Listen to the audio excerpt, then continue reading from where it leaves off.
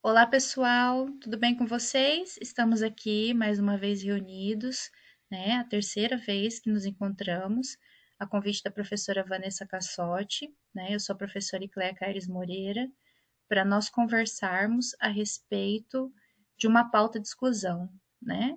A respeito dos povos indígenas, suas histórias e culturas, né? Sobretudo nesse mês, que é o mês de abril, e a partir da data emblemática do dia 19 de abril, que é o Dia dos Povos Indígenas, né? O nosso encontro hoje tem a ver com o meu foco de pesquisa, né? Eu sou lotada no campus de Três Lagoas da Universidade Federal de Mato Grosso do Sul, nos 3 cursos de letras e no programa de pós-graduação, e as minhas pesquisas em linguística aplicada e em análise do discurso se voltam, né, para sujeitos e circunstâncias perpassadas de exclusão, né, vítimas de racismo, vítimas de diferentes formas de preconceito, né, a partir dos quais alguns direitos não são garantidos para determinadas pessoas ou grupos, certo? Então, por isso nós estamos reunidos hoje.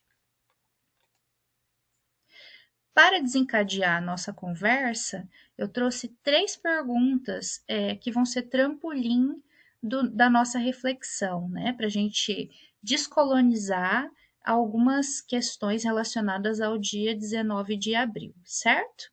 Então, vocês sabem como é que surgiu o dia 19 de abril? Quais deslizamentos de sentido essa data sofreu, né? Qual é a sua importância simbólica e representativa dentro da temática indígena e do calendário oficial brasileiro? Né? Essas são questões que a gente vai responder ao longo do nosso pequeno encontro, certo? Então, a primeira delas, né, é o dia 19 de abril, como Dia do Índio, né, nessa categorização, Dia do Índio, foi instituído em 1943, né, a partir de uma ideia de reconhecimento, e digo esse reconhecimento bem entre aspas, por conta da estereotipação, né, já vinda do nome, né, da diversidade cultural indígena do nosso país, e ele foi estipulado durante o governo de Getúlio Vargas, né, essa propositura, ela não vem associada à bondade do governo, à vontade do governo de reconhecer as populações originárias do território, tá? Ela é uma proposta que foi feita, foi sugerida num congresso indigenista interamericano que ocorreu no México, 3 anos antes da promulgação do decreto-lei aqui no Brasil, tá? Ela foi proposta em 1940, durante esse congresso indigenista, né? E o Brasil, como signatário, 3 anos depois, a partir do Decreto-Lei 5.540, instituiu o dia 2 de junho de 1943, com o apoio de Marechal Rondon, que era um ativista indigenista na época bastante respeitado, né? Criar o dia 19 de abril como Dia do Índio, né?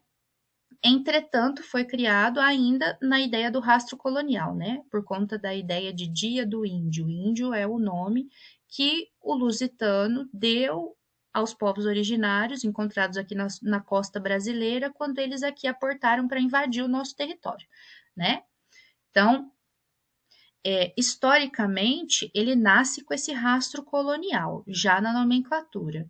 Mas, emblematicamente, ao longo do tempo e até com as desconstruções cabíveis, né, hoje, né, depois da sanção de uma outra lei que o revoga e faz um acerto de nomenclatura, esse dia emblemático, dia 19 de abril, né, esse dia simbólico para todos nós, ele serve para desencadear a reflexão de como é que está a luta dos inúmeros povos originários dentro do nosso Estado-nação, como é que está a demarcação de seus territórios, o respeito às suas tradições, as epistemologias que cada povo tem, né, os modos de vida, de organização social, em que pé está o racismo estrutural, né, as perseguições que são diariamente imputadas em relação às pessoas indígenas, como é que essas violências são colocadas em práticas e emergem no dito ou mesmo em forma de agressão e de usurpação, tanto de direitos quanto de territórios, quanto até da vida dessas populações, né? Então, emblematicamente, hoje, essa data, dentro do mês de abril, ela tem este caráter, né? Isso não significa que é só nesse período que a gente precisa discutir essa pauta, né? É que em sistema de referência datada, né, fica o lembrete de que essa pauta precisa de visibilidade, mas ela pode ser discutida todos os dias do ano, todos os meses, em ocasiões formativas ou em discussões em que o caráter social e cidadão esteja sendo debatido, né? A garantia de direitos e de deveres, né? Do cidadão dentro do território brasileiro. Então, de 1943 para cá, o que, que a gente tem? A gente tem uma data que faz parte do calendário oficial brasileiro e que, de forma muito estereotipada, por décadas, tratou da temática indígena de forma generalista, tanto quanto o nome que recebia, o Dia do Índio, né? Tanto que eu tenho 39 anos, eu sou de 1986. A minha formação educativa em relação a essa data na escola, ela era bastante caricata, bastante estereotipada. Nós pintávamos figuras genéricas de indígenas em sulfite, éramos fantasiados de indígena com pinturas no rosto que sequer representam de fato os grafismos das nossas etnias indígenas brasileiras, né? Os penachos e toda a forma de trabalho pedagógico era bastante vinculada à ideia de bom selvagem, as canções eram estereotipantes, né, as canções de trato infantil e as comemorativas, então, assim, a nossa formação, ela tem esse rastro colonial, né? Então, por conta disso, em 2022, a nossa deputada federal, Joênia Wapichana, ela vai promover um processo, né, ela vai implementar um projeto de lei e ele vai ser sancionado em 2022, que é a Lei 14.402, que é de 8 de julho de 2022, que no lugar de Dia do Índio vai estabelecer, vai revogar o decreto-lei anterior e vai estabelecer Dia dos Povos Indígenas, tá? Dia dos Povos Indígenas, para marcar a ideia de multiplicidade dos povos e etnias e culturas e modos de organização social dos povos autóctones, dos povos originários do nosso território, certo? Então, não se trata mais do Dia do Índio, mas o dia de todos os povos naturais da terra, porque é isso que significa a palavra indígena, e é por isso que o indígena gosta de ser assim chamado, junto à sua marca étnica, né? Eu sou indígena terena, indígena caiapó, indígena quiniquinal, né?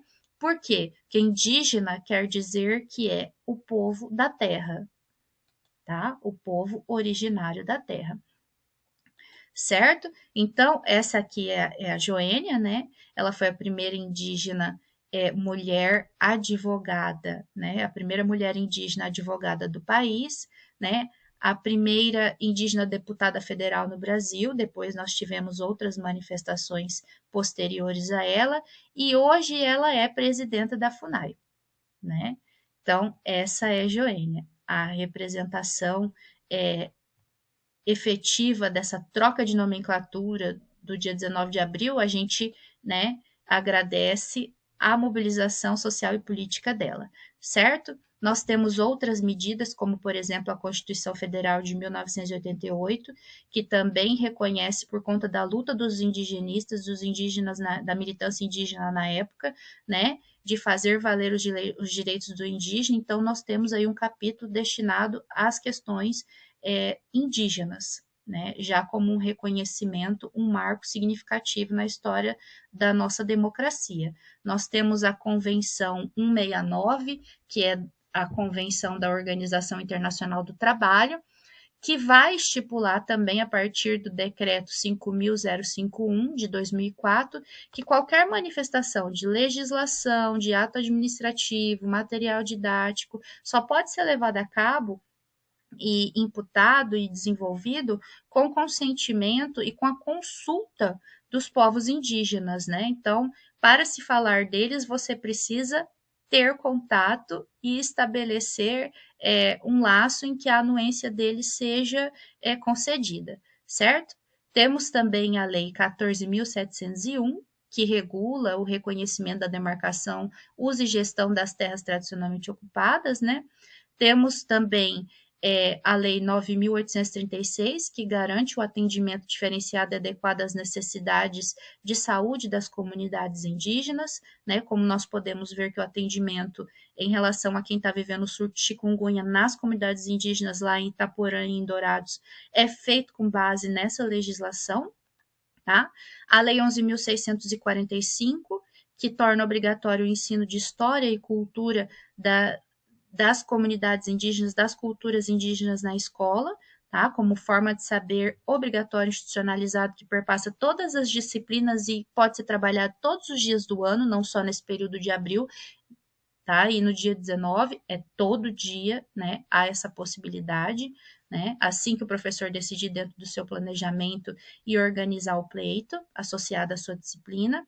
Temos a lei de racismo, que é a lei 7.716 de 89, que protege os povos indígenas contra discriminação, preconceito de raça ou etnia, né? A lei de injúria racial, que foi equiparada a um crime de racismo, né? Em que todas as ofensas contra a honra dos indígenas também pode gerar aí um processo, né? E pena de reclusão de 2 a 5 anos para quem cometer esse crime, né?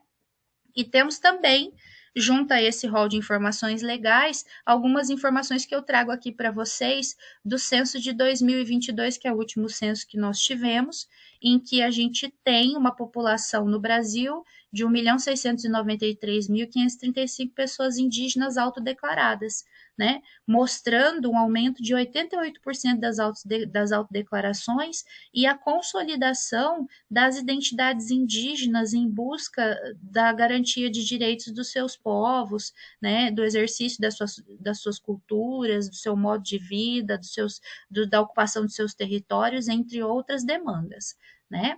Então, essa população, que significa 0,83%, né, do total de habitantes do Brasil, ela se divide em 50 e poucos por cento, 53%, por exemplo, em áreas urbanas e 46% em áreas rurais. Então, isso significa dizer que os indígenas vivem na cidade, inclusive há comunidades inteiras que são aldeias urbanas, né? Então, gente, o indígena não é porque ele deixa o território que ele deixa de ser indígena, tá? Ele tem sua marca identitária e cultural que ele vai carregar com ele, é um traço identitário para onde ele for. Assim como o brasileiro, quando deixa o país e vai trabalhar em outro lugar ou estudar, não deixa de ser brasileiro por conta disso, tá? Nós temos 391 etnias indígenas no Brasil e 295 línguas, para além da língua de imposição, que é a nossa língua materna, a língua portuguesa, que também é chamada de língua madrasta exatamente pelo fato de que ela foi imposta a nós pelo sistema colonial europeu português, né, do território lusitano. Nós somos, aqui em Mato Grosso do Sul, um dos estados que faz parte da terceira região em população indígena do país. O Centro-Oeste, né, que abriga o Mato Grosso do Sul, é a terceira região que tem mais população indígena no país. Só no Mato Grosso do Sul são 116,3 mil pessoas, né? Então, é importante que a gente tenha noção dessas questões para a gente conhecer como funciona a organização populacional e cidadã do nosso estado e do nosso território, né? Então, eu trouxe aqui um ranking de posições, né, de indígenas, de quantitativo de indígenas por região, a região norte, 753 mil, né, pessoas, ó, região nordeste, 528 mil, região centro-oeste, ao todo, 199.912, região sudeste, 123.369 e a região sul, 88.097. Então, observem, nós temos um quantitativo considerável de povos originários e nós estamos aqui, ó, né? Olha o nosso Mato Grosso do Sul aqui em vermelhinho como o estado do Centro-Oeste com maior concentração de povos indígenas, né, dentro dessa região, em relação, por exemplo, à região Norte e à região Nordeste, tá? Então, os principais povos indígenas de Mato Grosso do Sul, nós temos os Guarani Kaiowá, né, que ficam na fronteira do estado com o Paraguai, nós temos os Terena, na região noroeste, nas aldeias urbanas de Campo Grande, né, Dourados. Nós temos os Cadiuel, que são os nossos indígenas cavaleiros, né, que habitam a região do Pantanal, né, muito famosos pela cerâmica. Nós temos os Guató, né, que são os canoeiros do Pantanal, mais para a região de Corumbá. Os Ofaiés, a comunidade mais próxima aqui de Três Lagoas, que é próximo de Brasilândia, né, cidade vizinha aqui nossa. E os Quiniquinal, que dividem o território com os Terena, no sul do estado. Então, gente, são todas etnias pertencentes ao nosso território Mato Grosso do Sul, que fica no Brasil, além das etnias que estão em outros lugares do Brasil. Nós precisamos conhecer os nossos povos originários, né? Então, segundo o site Agência Brasil, esses territórios e essas etnias, elas acabam sofrendo um alto índice de conflitos por conta do sistema de demarcação de terras que ainda não está estipulado em todo o país, né? Então, os grandes latifundiários disputam terras com eles, né? E muitas vezes esses conflitos são feitos por conta de tentativa de resgate de partes do território que foram tomadas, porque as cercas vão avançando, né? E esse território vai sendo usurpado mais uma vez, né? Um processo outro de colonialismo, em que o branco toma a terra do indígena mais uma vez, né? Na nossa história. Então, esses conflitos fundiários, eles perturbam e violentam a vida das comunidades indígenas em Douradina, em Carapó, em Antônio João, né? Tem sido bastante difícil. As demarcações costumam ser morosas e, nesse meio tempo, muitas vidas são dizimadas, né? Há muita violência. Então, para vocês terem uma ideia, nós temos algumas notícias que mostram essa conjuntura 2025 e 2024, que eu peguei para vocês de mídias jornalísticas, tanto do Estado quanto nacionais. Observem. Nós temos aqui, ó, Guarani Kaiowá é morto com tiro na testa em área de conflito no MS. Observem, essa notícia de 16 de novembro de 2025. Bem recente, né? Jovem indígena é assassinado no MS em meio à escalada de violência em terras indígenas do povo Guarani, né? Aqui também, ó, 18 de setembro de 2024, né? Representantes dos Guarani Kaiowá e outros 10 indígenas ficam feridos após serem atingidos por tiros em área de retomada. Olha, essa é de 18 de 10 de 2025, né? Então, é muita violência. Eles são vilipendiados e usurpados do seu direito o tempo todo, né? A polícia aponta triplo homicídio em caso de indígenas carbonizados. Então, além deles terem sido mortos, eles foram queimados. Tamanha violência e o nível de perversão, né? Desses conflitos, certo? Ó, MS teve 99 conflitos por terra em 2024 que afetaram 13 mil pessoas. É muita gente, né? Então, esses conflitos por terra, eles existem e há muitas pessoas, principalmente aqueles que são ativistas, que são de diferentes povos, lutando em defesa das diversas etnias indígenas aqui no estado, sobretudo aquelas que não têm terras demarcadas, né? Observem que nós temos aqui a figura do Luiz Henrique Eloy Terena. Luiz Henrique, hoje, ele é substituto da Sônia Guajajara no Ministério dos Povos Indígenas. Ele é o atual ministro dos Povos Indígenas. Ele é advogado de direitos humanos e ele luta em diferentes frentes para conseguir demarcar as terras indígenas, né?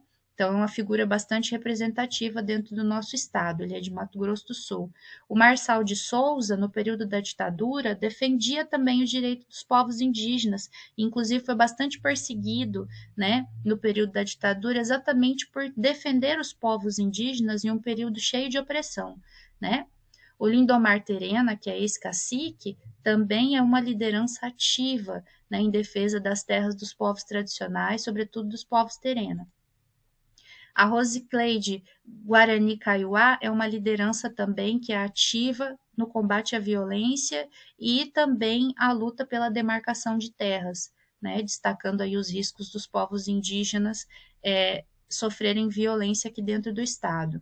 Nós temos a Benilda Cadiuel, que é ativista, né, curadora de arte indígena, estilista, né, que é reconhecida pelo seu protagonismo dentro das produções artísticas e culturais. Esses são alguns dos indígenas do nosso estado. Temos mais, mas eu peguei alguns para vocês conhecerem, tá? Temos também o linguista, doutor em linguística, Aronaldo Júlio Terena. Né? O Aronaldo faz um trabalho muito bacana de resgate da língua terena, que em grande medida tem sido substituída pela língua portuguesa dentro do território terena, e ele faz todo um trabalho de resgate, tanto da língua quanto da cultura, né, dentro dos estudos linguísticos.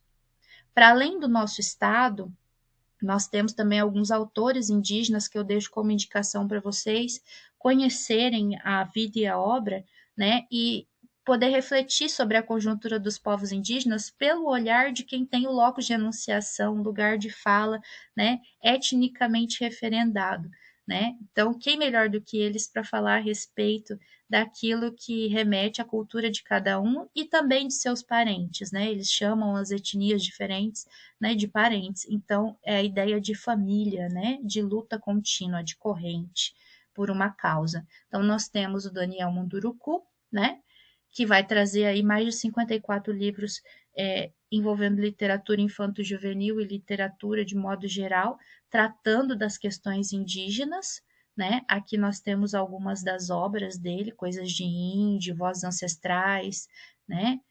Você lembra, Pai, Crônicas Indígenas para Rir e Refletir na Escola, né? Eliane Potiguara, Metade Cara, Metade Máscara, O Pássaro Encantado, que também é uma poeta, uma poetisa, ativista, empreendedora social, que é do campo das letras, bastante ativa no combate ao preconceito aos sujeitos indígenas.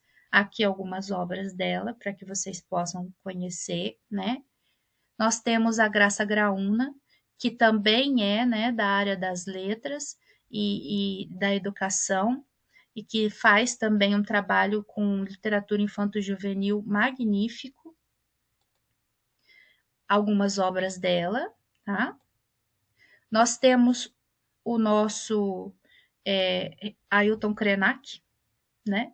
Que vai ser mais, que tem uma pegada mais filosófica e antropológica, e que faz com que a gente reflita a conjuntura da humanidade dissociada, né, por conta da forma de organização social, da hegemonia branca da natureza, e que ele vai questionar o que é que existe na Mãe Terra que não seja natureza, né, e vai fazer com que a gente pense a partir de obras como Ideias para Adiar o Fim do Mundo, Amanhã Não Está à Venda, A Vida Não é Útil, como o capitalismo nos aprisiona e nos aniquila, né?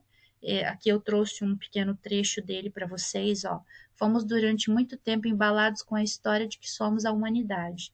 Enquanto isso, enquanto seu lobo não vem, fomos nos alienando desse organismo de que somos parte, a Terra, e passamos a pensar que ela é uma coisa e nós outra, né? A Terra e a humanidade. Eu não percebo onde tem alguma coisa que não seja natureza. Tudo é natureza, tudo é cosmos, né? Tudo que eu consigo pensar é natureza. Então, em 2019, ele traz essa obra para nós, para nos fazer refletir que a Terra não está à nossa disposição, nós somos parte desse conjunto, desse ecossistema, né? E estamos nos aniquilando. O Cacá Verage Ecupé também é um escritor indígena que é de origem tapuia, mas foi criado pelos Guaranis, e ele trabalha com textos tanto históricos, espiritualistas e literários, né? Terra dos Mil Povos, por exemplo, é um livro que traz inúmeras informações super importantes sobre os povos indígenas, né? As fabulosas fábulas de Oareté, que é um conjunto de fábulas que traz da mitologia indígena para a pauta de diferentes etnias e faz com que a gente possa trabalhar com as crianças, né? Essa leitura que desconstrói mitos e verdades, né, a respeito dos povos indígenas e deixa alguns ensinamentos. Nós temos a Márcia Cambeba, né, que é fotógrafa, geógrafa, contadora de história, compositora, né, e poetisa, e que eu trouxe uma poesia para vocês conhecerem, né, que vai tocar exatamente na pauta que nós estamos discutindo, porque a poesia se chama Índio Eu Não Sou, né? Então, aquela história de Dia do Índio, lá de 1943, né? Ela vai ser desconstruída, inclusive pela literatura indígena produzida por diversos autores indígenas, tanto de narrativas quanto de poesias, né? Aqui é uma poesia da Márcia Cambé. Índio eu não sou. Não me chame índio, porque esse nome nunca me pertenceu. Nem como apelido quero levar. Um erro que Colombo cometeu. Por um erro de rota, Colombo em meu solo desembarcou. E no desejo de as Índias chegar, com o nome de índio me apelidou. É a ideia do nome que os indígenas receberam na costa brasileira, né, quando foram ao encontro ali, né, dos lusitanos que aportavam para invadir o nosso território, né? Esse nome traz muita dor. Uma bala em meu peito transpassou. O meu grito na mata ecoou. O meu sangue na terra jorrou. Chegou tarde. Eu já estava aqui, então. Quem são os filhos da terra, né? Quem são os povos indígenas, né? Quem são os povos do lugar? Caravela portou bem ali. Eu vi o homem branco subir. Ele veio sem permissão, com a cruz e a espada na mão. Nos seus olhos, uma missão: dizimar para a civilização. Que civilização é essa? Que dizima, que empreende a barbárie, né? A gente precisa refletir. Índio eu não sou. Eu sou cambeba, eu sou tembé, eu sou cocama, eu sou sataré. Eu sou guarani, eu sou uaraté. Eu sou ticuna, eu sou suruí. Eu sou tupinambá, eu sou pataxó. Eu sou terena, eu sou tucano, resisto com raça e fé. Essa poesia faz parte da obra, né, da Márcia Cambeba, e nós temos aqui alguns livros, ó, Saberes da Floresta, Eu Moro na Cidade, O Lugar do Saber, que vão permitir que vocês pensem a respeito desse lugar de significação que o branco criou para inventar uma representação do indígena, né? E nesse sentido, quando a gente não recebe conhecimentos amparados em pesquisas sérias, inúmeras vezes organizados por meio de desinformação, sem fonte marcada, sem uma justificativa plausível sócio-histórica comprovada para tanto, onde é que a gente cai? No estereótipo, no racismo, na caricatura, né? Na desonra de um povo, da sua cultura, dos seus saberes, né? Na ideia de folclorização daquele conjunto de visão, de visão de mundo, de traços que concatenam uma visão de mundo. Então, nós temos que pensar num caminho produtor de possibilidades de efeitos de sentidos que fujam dessa ideia de, ao tentar incluir a pauta indígena, excluir ainda mais, trazendo informações que são generalistas, que remetem esse rastro colonial, a ideia do bom selvagem, como diz a Rita Limberti, né? Que governamentaliza essas vidas, essas culturas e dociliza os nossos corpos para interpretar as pessoas que são de culturas diferentes, que são os povos da nossa terra, né? Como pessoas estereotipadas, caricatas, alvo de preconceito, né? Então, essa mobilização que a gente faz hoje aqui com vocês, ela é para a gente evitar o reforço da exclusão dos povos indígenas e para que a gente possa acessar um arsenal de legislações e pensar que elas são para garantia de direitos dessas populações, né? E que também conhecer e colocar em prática e ajudar a cuidar desse arsenal de direitos e saber que as violências estão sendo empreendidas e que vidas estão sendo ceifadas de forma bárbara, né? É entender a conjuntura do país para poder lutar junto àqueles que precisam de visibilidade, de reconhecimento, de espaço, de significação também. Ninguém quer tomar o espaço do outro, precisa de espaço também, né? De visibilidade também, porque até então a hegemonia branca significa os povos indígenas e também os povos negros a partir dessa ideia do racismo estrutural e os inferioriza perante a sociedade. Para quê? Para usurpar deles aquilo que eles possuem, né? para desmerecer a sua cultura, para tomar suas terras, para tirá-los do seu lugar de organização social. A terra para os povos indígenas, ela é mãe.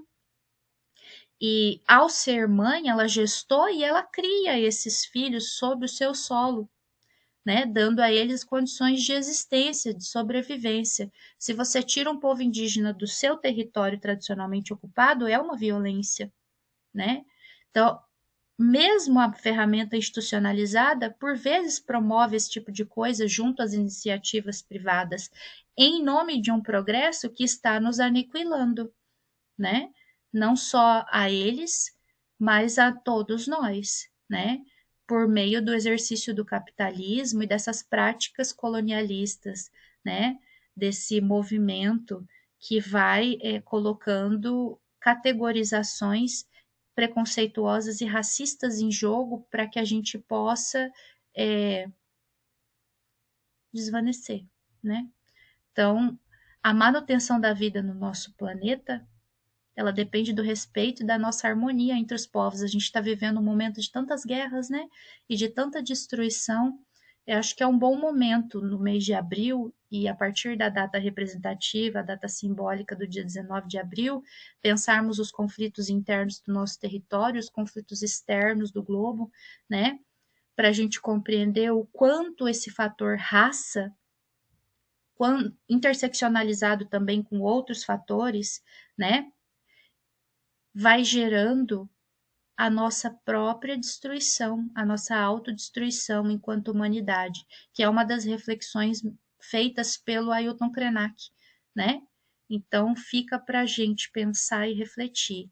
Aqui eu trago algumas referências e eu agradeço a vocês a oportunidade de nós podermos mais uma vez discutirmos pautas que possam trazer equidade, igualdade, respeito, né, a pluriversalidade de culturas que nós temos no nosso território em correlato no mundo também, ao longo das Américas, né, porque a história de dizimação dos povos indígenas e o nosso processo de escravização, né, que foi feito a partir do tráfico humano de negros de África para cá, são coisas, são aberrações históricas que a gente precisa ressignificar a partir de versões outras e pensar em encaminhamentos que nos tornem diferentes desses homens, né? E dessas pessoas que criaram a ideia de superioridade de uns, inferioridade do outros, para sair tomando tudo que não lhe pertencia, né? Que a gente se respeite enquanto cidadãos dentro de um território que a gente partilha, né? E que cada vida importa. Tudo bem? Então eu agradeço a vocês a atenção e me despeço aqui, né? Agradecendo mais uma vez essa oportunidade de descolonizar os pensamentos em formação, né? Porque aqui na UME o projeto da UME, né? É um momento de formação e de desconstrução de determinadas amarras conceituais e de visões de mundo, né? Vocês estão em contato com muita gente, com muitas formas de saber, e eu agradeço por fazer parte desse processo e contribuir nesse sentido. Um grande abraço para vocês, tá bom? Até o nosso próximo encontro.